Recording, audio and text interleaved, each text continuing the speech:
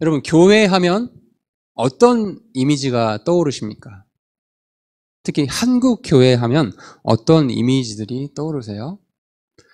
믿지 아니하는 친구들, 또 예수님을 모르는 사람들에게 이런 질문을 한번 던져보면 어떤 대답을 할까요? 아마 그분들은 눈에 보이는 모습들을 얘기할 거예요. 교회 갔더니 헌금만 강요하더라. 또 알지 못하는 소리로 울면서 기도하는데 되게 무섭더라. 랄랄랄라 하는 그걸 그 기독교인들은 방언이라고 하는데 당최 이해가 안 간다. 이런 모습들이죠.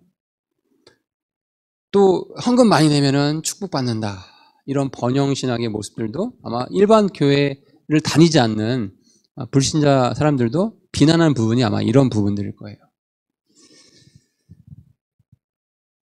예수님께서 내가 내 교회를 세울 거다. I will build my church라고 마태복음 16장에 18절에 약속의 말씀을 해주셨는데 예수님께서 세우고자 하시는 교회의 모습이 과연 그런 모습이었을까요? 헌금 많이 하면 축복받는다. 11조 생활해야 부자가 된다. 이런 식의 바로 그런 류의 교회를 세우고자 하셨을까요? 교회가 변질되고 예수님께서 원하시는 그 모습으로 나아가지 못하는 데에는 가장 큰 원인이 있습니다. 그것은 우리가 교회를 가면 어떤 성경 역본을 보게 되잖아요. 그런데 어떤 성경 역본을 보냐에 따라서 그 교회가 추구하는 어떤 신앙의 모습들, 그 교회에서 만들어지는 교회의 문화들이 달라져요. 교회의 열매가 달라진다는 거예요. 그래서 물론 어떤 문제가 생기는데 여러 가지 이유가 있어요. 사람의 문제가 있고 시스템의 문제가 있고 이런 문제들이 있는데 근본적으로 교회의 변질과 어떤 타락의 문제의 근본 원인은 성경의 오류, 그러니까 성경을 잘못 번역된 그런 내용들을 가지고 교회를 치리하고 교회 문화를 만들어가는 그 부분에서 생긴다라는 거예요. 자, 여기 보시면 이게 다 성경 번역본들의 이름이거든요. 굉장히 많죠. 영어 성경 버전이 이렇게 많은데 한글 성경 버전도 상당히 많습니다. 이 모든 게 하나님의 온전히 보존된 말씀일까요? 오늘은 이제 이런 부분들에 대해서 번역본이 어떤 거를 보냐에 따라서 교회가 추구하는, 교회에서 열매를 맺는 그런 모습들이 달라진다는 점에 대해서 오늘 이 부분을 좀 다루고자 해요. 이렇게 생각하시면 돼요. 성경 번역본이 이제 어떤 친구들은 이렇게 얘기할 수 있어요. 성경은 다 똑같은 거 아니에요? 내가 읽기 쉬운 걸로 보면 되잖아요. 이렇게 생각하는 친구들이 있을 거예요. 근데 한번 이렇게 생각해 봅시다. 열심히 시험 공부를 해요, 우리 학생들이. 근데 시험을 봤는데 결과가 좋지 않아요. 왜 그랬을까? 나는 나름대로 열심히 노력했는데 그 이유를 살펴보니까 내가 공부했던 책이 부실한 내용을 담고 있는 거예요. 시험에서 요구하는 내용을 다 담고 있지 않았어요. 그러면 너무나 억울하겠죠. 그죠? 마찬가지로 우리의 신앙생활도 신앙생활의 표준이요, 잣대, 우리가 어떤 문제가 생길 때 늘 살펴봐야 하는 기준이 되는 게 바로 이 성경이지 않습니까? 근데 이 성경이 만약에 그러면 안 되겠지만 하나님께서 말씀하신 내용에서 몇 군데가 빠졌거나 잘못 번역되어 있거나 이렇게 한다면 그거를 보고 나름대로 인생을 희생하고 믿음 생활을 했던 사람들이 나중에 열매가 좋지 않게 된다면 그것처럼 억울한 일이 없잖아요. 그래서 바로 이런 점들을 얘기하려고 해요. 우리가 한번 생각을 해볼게요. 지금 우리 두 손에 성경이 있습니다. 여러분, 이 성경이 하나님께서 처음에 자기의 숨을 불어넣어서 말씀하셨고 그 단어, word, 단어들이 지금까지 하나도 빠짐없이 우리 손에 보존되어 기록되어 있다라고 이 사실을 믿으십니까? 정말 믿으세요? 그런데 많은 크리스찬들에게 이런 질문을 던지잖아요.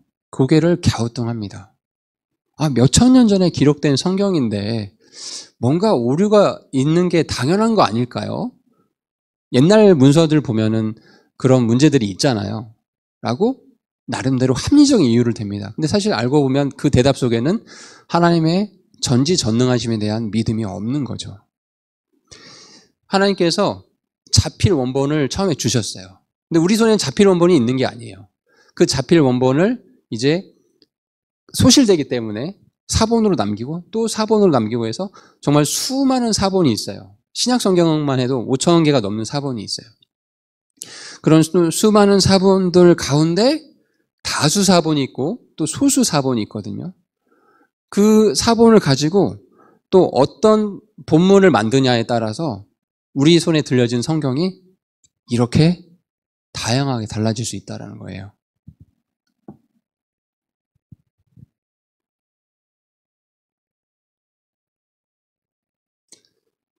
자, 여기 보십시오. 현대 역본들. 제가 이제 현대 역본이라고 했을 때 와닿지 않을 수 있는데 좀 조심스럽습니다. 그러니까 엄밀히 얘기하면 사실은 이 우리말 성경으로 따지면 개역 개정, 표준 세번역, 공동 번역 이런 성경들이거든요. 우리말 성경, 현대어 성경 이런 것들 다 현대 역본이라고 하거든요. 근데 그걸 직접 언급하면서 이거 뭔가 문제가 있고 삭제된 성경들에다가 이렇게 다이렉트로 얘기를 하면 또 이제 이 부분들에 대해서 반감을 가질 수 있는 분들이 있기 때문에 그냥 현대 역본이라고 표현할게요. 잘 들을 게 있는 분들은 이해하실 거예요. 현대 역본들에서 삭제된 구절들이 있어요. 한 구절일까요? 몇 개나 되죠? 13구절이 넘어요. 여러분, 하나님의 말씀 한 구절, 한 단어만이라도 바뀌면 큰 문제가 되잖아요. 예를 들어 우리가 계약서를 쓴다고 해봅시다. 내가 이 집을 전세를 하는데 1억에 계약을 하기로 했어요. 근데 계약서에 누가 변개를 한 거죠. 뭔가 어떤 악한 의도로. 알고 봤더니 나중에 잔금위를 치려고 보니까 돈을 왜 안 냈냐고 이제 집주인이 말하고 하는 거죠. 무슨 말입니까? 1억에 계약해서 다 드렸잖아요. 당신 계약서 안 봤어요. 계약서 보니까 10억으로 돼 있는 거죠. 동그라미 하나 더 붙어서. 여러분, 이런 일이 생긴다고 생각해 보세요.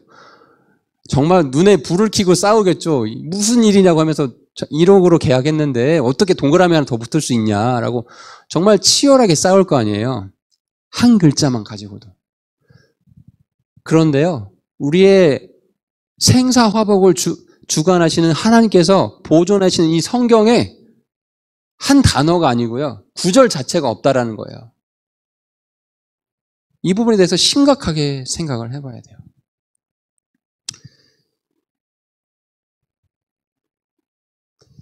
우리말 성경 역사를 잠깐 말씀을 드릴게요.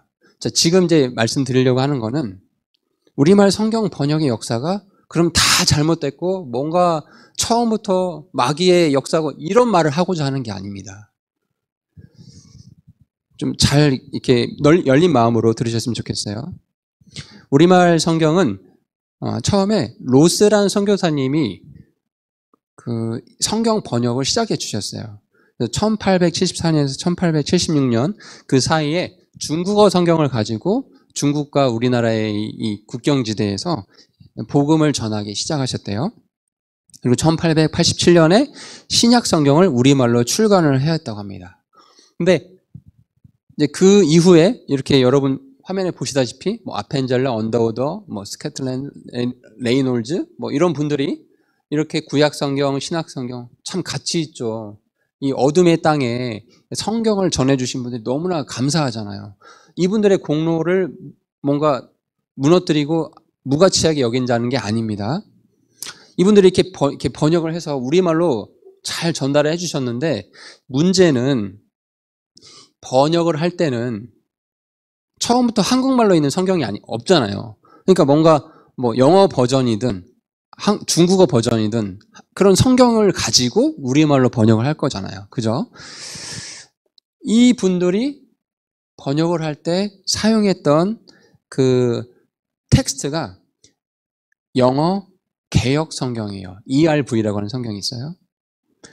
또 그리고 그 이후에 언더우더나 아펜젤러 이런 분들이 1911년 3월에 한국어 성경을 출간하시게 되거든요.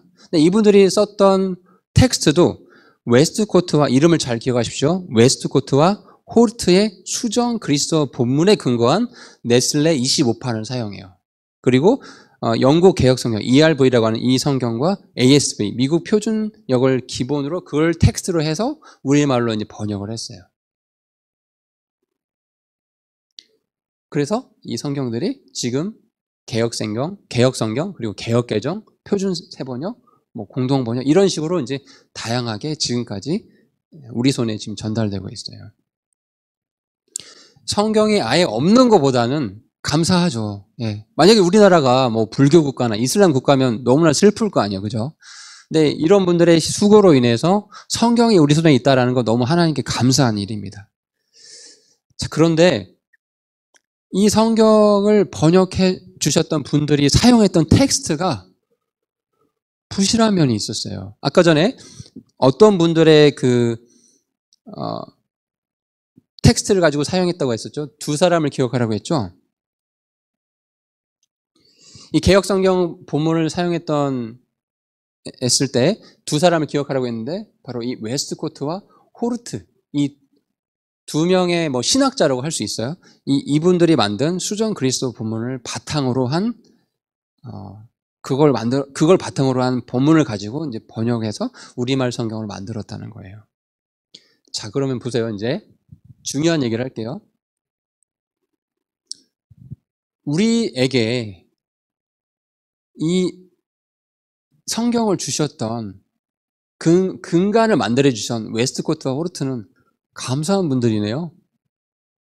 그렇죠? 만약 이분들이 없었으면은 우리말 성경 안 나온 거잖아요.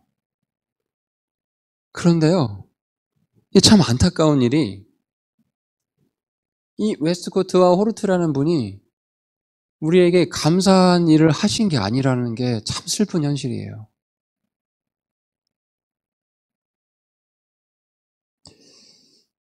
자, 이분이 웨스트코트라는 신학자고요.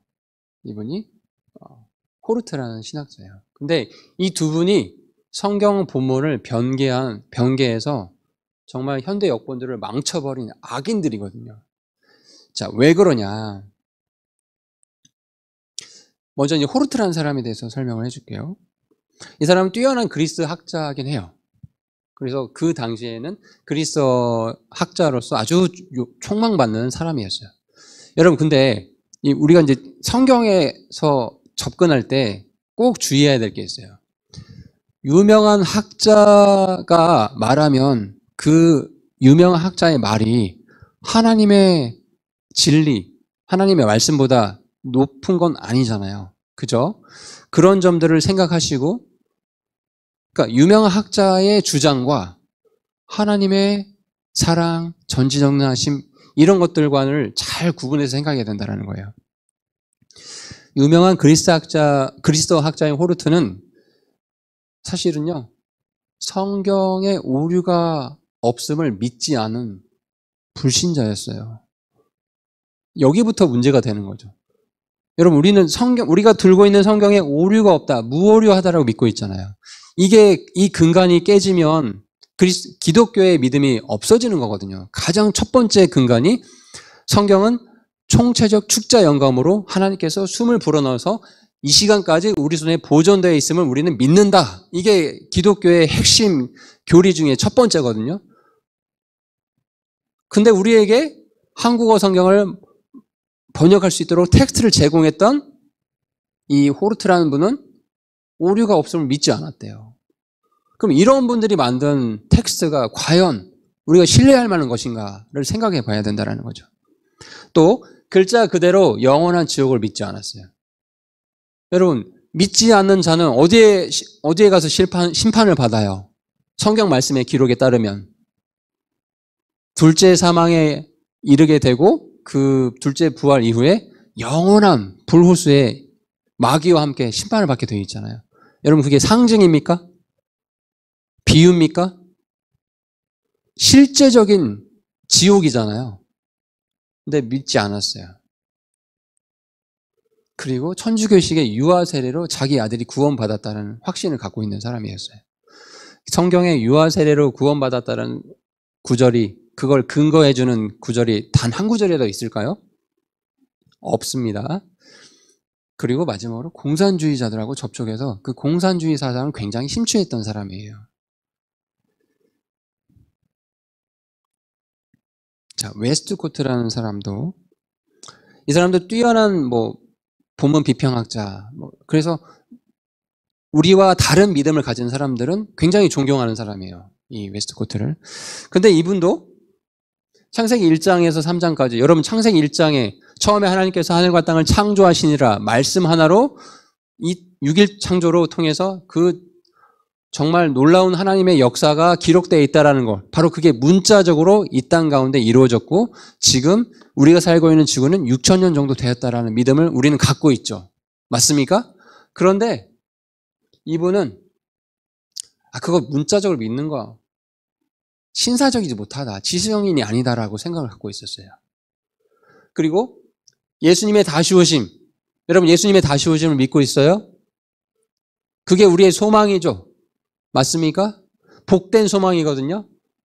그거 영적인 거래요. 비유적이고 상징적인 거래요. 또 천국은 실제적인 장소가 아니고 어떤 상태를 말을 하는 거래요. 그런데 연옥을 믿고 있어요.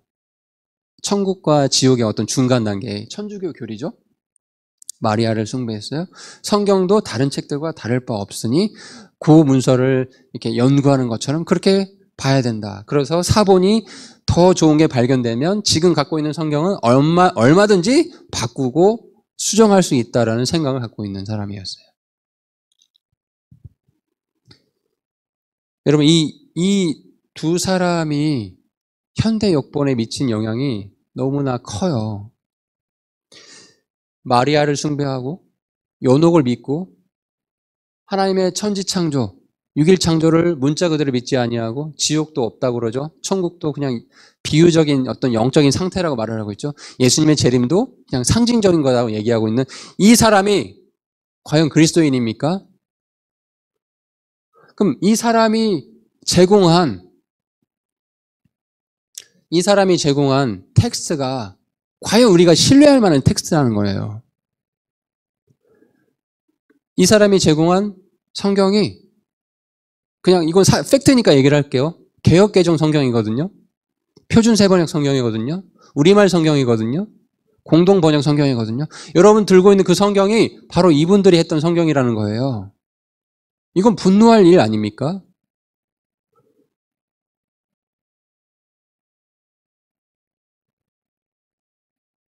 우리에게 이 소중한 선교사님들, 이분들이 없었다면 성경이 전달되지 않았을 거예요. 너무 감사하죠. 그런데 너무나 안타깝게도 이분들이 우리말 성경을 번역할 때 썼던 텍스트가 이렇게 악한 분들의 만든 텍스트를 썼다라는 게 이 기독교 한국 역사의 아이러니라는 겁니다. 이 사실을 부정하려고 하지 마세요. 이건 역사적인 사실이거든요. 자, 이분들이 만든 이 현대 역본의 문제점을 얘기를 할게요. 그 현대 역본의 잘못된 번역으로 인해서 지금 이 한국 기독교 내에서 얼마나 큰 문제와 아픔과 슬픔들이 있는지를 얘기를 할게요. 첫 번째, 기독교의 또 가장 중요한 교리 중에 하나가 삼위일체 교리죠. 그렇죠? 이 삼위일체, 즉 한 하나님이 세 분의 인격체로 계신다. 간단히 말하면 그거거든요. 마치 공간과 시간이라고 생각하면 돼요. 시간을 얘기했을 때 과거, 현재, 미래 그 세 개가 같이 공존하잖아요. 각각 존재하지만 공간도 마찬가지죠. 가로, 세로, 높이가 있는 것처럼. 자, 이 삼위일체 교리는 아주 중요한 교리예요. 만약 이게 무너지잖아요. 100% 이단으로 갑니다. 이따 얘기를 할게요. 자, 우리 킹제임스 성경에는 이렇게 기록되어 있습니다. 같이 읽어봅니다. 한 하나님이 계시고 하나님과 사람들 사이에 한 중재자 곧 사람이신 그리스도 예수님이 계시기 때문이라. 자, 한 하나님이 계신대요. 그런데요, 여기 보시면 개역성경 표준세번역 현대 역본들에는 이 구절을, 이 중요한 구절을 하나님은 한 분이시오라고 표현했어요.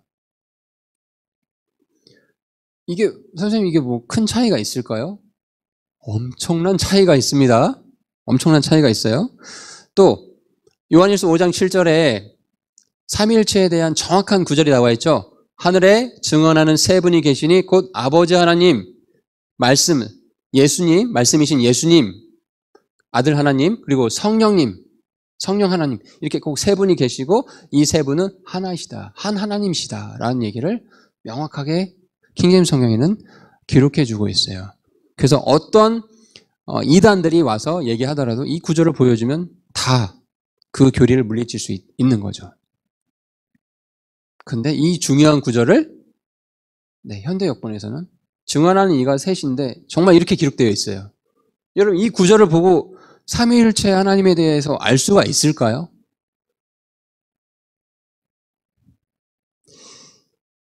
자, 그러면 좀 아프지만 이런 질문을 던져볼게요.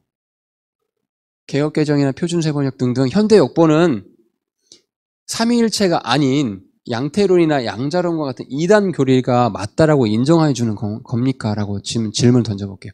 여러분 이제 양태론과 양자론은 좀 어렵지만 잘 메모를 하면서 들어보세요. 올바른 삼위일체 교리는 한 하나님이 세 인격체로 존재하신다. 이렇게 기억하면 돼요. 그런데 이제 양태론이 뭐냐면요. 이거예요. 하나님은 한 분이라는 거예요. 한 분. 오강일 형제는 한 사람이잖아요. 그래서 뭐 회사에서는 뭐 무슨 어떤 팀의 팀장이고 뭐 집에서는 아버지이고 뭐 우리 가족 중에는 또 아들이고 뭐 이런 역할을 달리한다는 거예요. 폼을 달리한다는 거예요. 이게 양태론이거든요. 그래서 아마 어린 시절에 또는 다른 교회 목사님들이 뭐 이런 얘기 할 거예요. 구약은 성부 하나님 시대고 교회 신약 시대는 예수님 당신 예수님 시대고 이제는 성령의 시대입니다. 이런 말들 아마 들어본 기억이 있을 거예요. 그게 다 양태론이라는 거예요. 삼위일체 교리가 아니라요.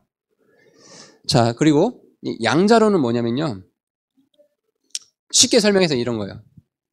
어떤 사람이 태어나서 자라는데 어느 순간에 하나님께서 특별하게 그 사람에게 뭔가 영을 부어 넣어줘서 그 특별한 역할을 하게 됐다. 예수님이 마리아에게 태어난 건 맞지만 어린 시절은 그냥 보통 사람으로 자라는데 어떤 나이가 됐을 때 성령님이 그에게 임해서 그때부터 특별하게 뭔가 사역을 한 거다. 이게 양자론이거든요. 여러분, 이 양자론의 대표적인 열매가 뭐냐면요. 신천지예요, 신천지. 신천지 이만희 교주가요. 자기가 이긴 자의 영을 받았다고 주장하잖아요. 이 양자론 같은 개념이거든요. 일반인으로 살다가 어느 날 어느 시점에 성령이 임해서 자기는 특별한 사람이 됐다라는 거예요. 마치 예수님이 그렇게 된 거죠. 그렇게 막 호도를 하는 거죠. 삼위일체 교리가 깨지면요. 이런 잘못된 모습들이 나타나게 됩니다. 그래서 예수님의 신성은 인정하지만 인성, 참 사람이시다라는 걸 인정하지 않으면 양태론으로 등장을 하는 거고 예수님은 사람이시다라는 걸 인정하지만 참 하나님이시다라는 걸 인정하지 않으면 양자론으로 등장을 하는 거예요. 모두 다 이단입니다. 그런데요. 이 부실한 성경 번역으로 인해서 삼위일체 교리가 무너지다 보니까 나타나는 열매들이 이런 것들이 있어요. 여호와 증인들. 하나님이 한 분이라고 믿는 사람들이에요. 예수님은 피조된 어떤 존재다. 양태론을 믿고 있는 사람들이죠. 이런 열매가 있어요. 여러분 이분들이 양심적 병역 거부해가지고 지금 사회에 큰 혼란을 또 일으키고 있죠. 또 수혈을 또 거부하고 있고. 자, 또 참 이 얘기까지 하기는 쉽지 않았는데 여러분 여기 이 사진 보여요? 뭐 하고 있는 것 같아요? 락커가 공연하는 것 같잖아요. 알고 보면 지금 교회에서 이렇게 찬양하는 거거든요, 이거요. 양태론의 개념을 갖고 있다 보니까 이 찬양을 통해서 성령 하나님이 운행하신다. 성령님을 체험해야 되고 지금은 성령의 시대니까 이렇게 해야 된다라고 주장하는 겁니다. 그 기본 바탕으로 이런 열매가 나타난다는 거예요. 여기는 읽기도 싫은데요.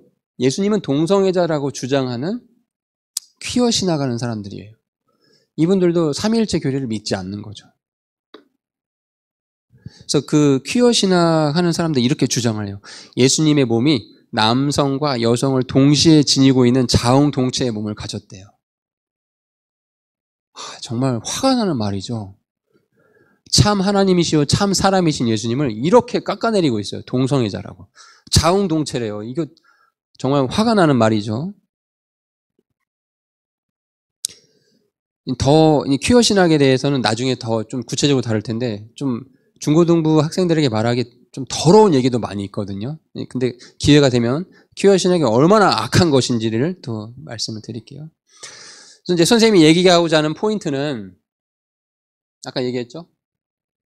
양자론을 믿고 있는 이 악한 열매라고요. 이만희 교주. 삼위일체 교리가 깨지게 되면 이런 악한 열매들이 나타나게 된다. 그런데 참 아이러니한 건요. 이분들이 이분들이 다 성경대로 하고 있다라는 거예요. 현대 역본에 나와 있는 하나님이 한 분이라고 하지 않았냐? 그래서 지금은 성령의 시대다. 성령을 체험하고 느껴야 된다. 할 말이 없어요. 성경대로 하고 있는 거예요. 이렇게 해서 삶의 변화가 있었습니까?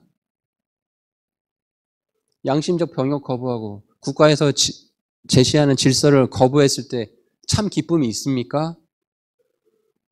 신천지로 인해서 정말 수많은 가정이 깨지고 슬픔을 당하고 있는데 아무렇지 않아 하죠. 이 모든 게 부실한 성경 번역에서 그 근본 원인을 찾을 수 있다는 거예요. 삼위일체 교리는 기독교의 근간입니다. 그래서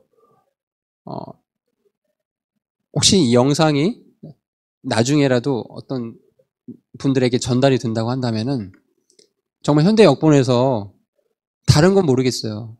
이 삼위일체 교리를 말씀하고 있는 디모데전서 2장 5절과 요한일서 5장 7절을 꼭 킹제임스 성경으로 바꿔주시기 원합니다. 제발 부탁드릴게요. 자, 두 번째. 현대 역본을 보다 보면 귀신이란 표현을 종종 볼 수 있어요. 또 예수님께서 이 사복음서에서 뭐 귀신을 쫓아냈다, 뭐 그런 얘기들을 종종 기록이 되어 있거든요.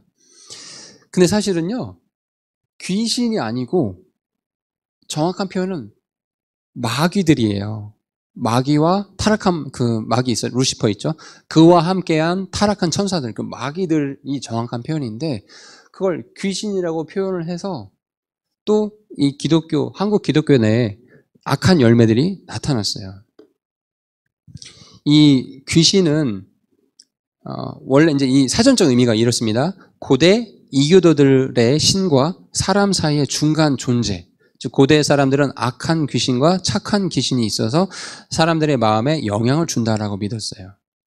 그래서 귀신을 숭배하고 뭐 사람이 죽으면 그 영이 귀신이 된다라고 이제 믿었던 거죠.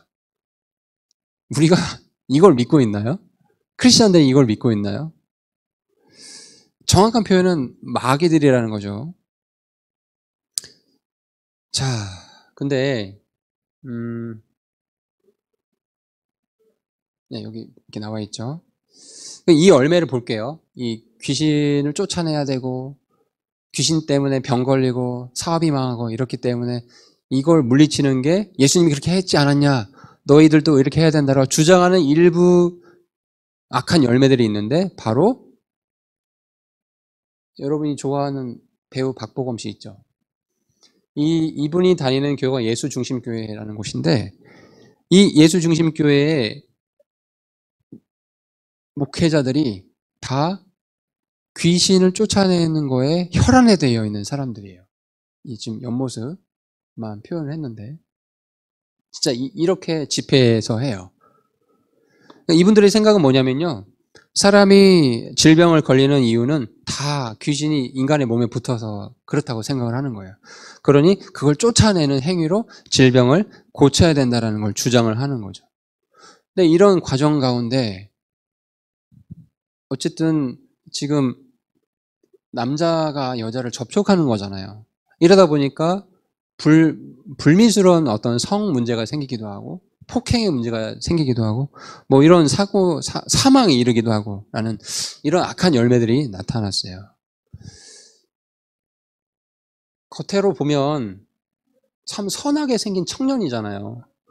근데 이분도 아마 이 목사가 귀신론을 가르치고 그 교회를 다니다 보니까 외모와는 관계없이 자기 머릿속에 그 귀신론이 들어간 거예요. 인간의 모든 문제는 귀신 때문에 생기는 거니까 귀신을 쫓아내는 게 당연하지. 성경에도 기록되어 있잖아. 예수님께서 귀신을 쫓아냈다고 기록됐잖아. 할 말이 없어요. 정말 현대역번 성본에 그렇게 기록되어 있으니까. 이제 여기 PPT 하진 않았지만 다락방 이단도 비슷하거든요.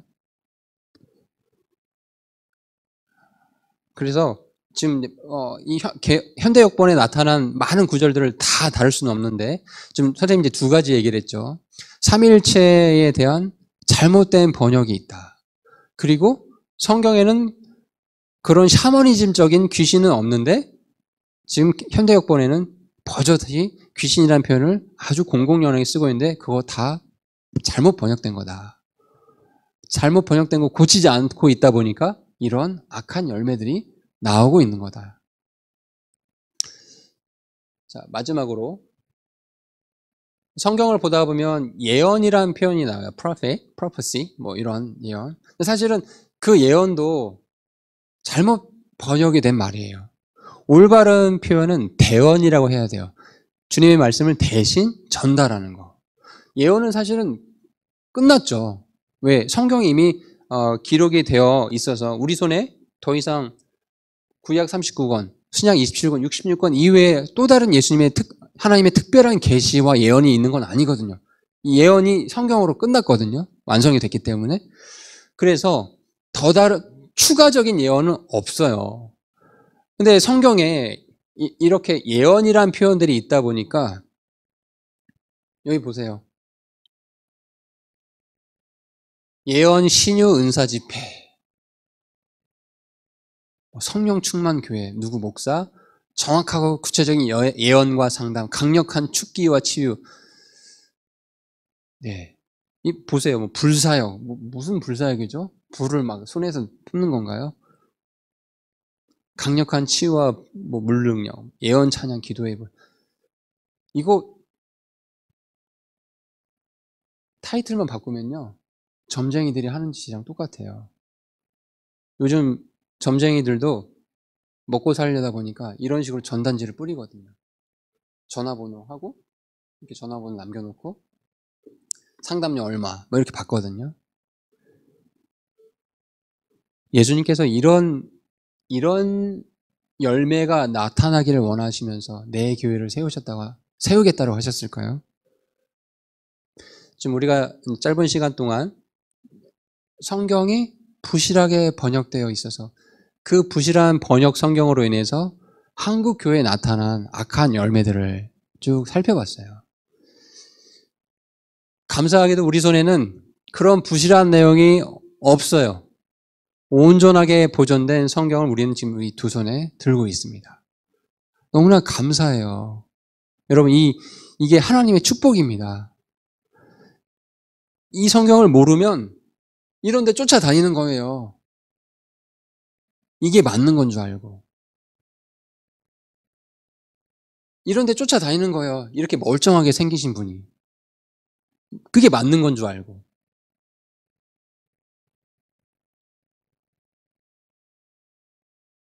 이런 데 쫓아다니는 거예요. 이게 인권을 존중하고 하나님의 사랑인 것처럼 퀴어하는 거예요. 신천지는 뭐 두말할 거 없죠. 그래서 이제 이 결론의 말씀을 드릴게요. 우리가 여러분 이제 지금 이제 마지막 이제 결론의 말씀을 드리면서 지금 우리가 이제 온라인으로 예배를 드릴 수밖에 없는 이제 상황에 처해 있어요. 오히려 저는 하나님께 참 감사하는 게 이렇게 되다 보니까 아까 뭐 귀신을 쫓아낸다, 뭐 이렇게 찬양 집회한다, 양태론자들의 모습이라고 했죠. 막 몇십몇 명 모여서 막 하고 그런 것들 이제 전혀 못하게 됐잖아요. 그러니까 이제 조금 정신을 차릴 수 있는 계기가 된 것 같아요. 이 기회에 정말 정신을 똑바로 차려보고 내가 믿고 있는 하나님이 과연 성경의 하나님인지, 내가 가지고 있는 신앙이 성경에 근거한 신앙인지, 내가 행하고 있는 것들이 성경에서 말씀하시고자 하는 것인지, 그런데 그 성경이 혹시 부실한 성경은 아닌지 정말 냉정하게 편견 없이 열린 마음으로 우리 자신을 돌아봤으면 좋겠어요. 아까 우리 말씀을 시작하면서 호세아 6장 1절을 같이 읽었었죠. 이 모든 악한 열매들을 다 제거하고 바른 열매, 올바른 열매를 맺을 수 있는 길은 우리가 주님께 돌아가는 길이에요. 오라, 우리가 주께 돌아가자. 주님께 돌아갈 수 있는 길은 뭘까요?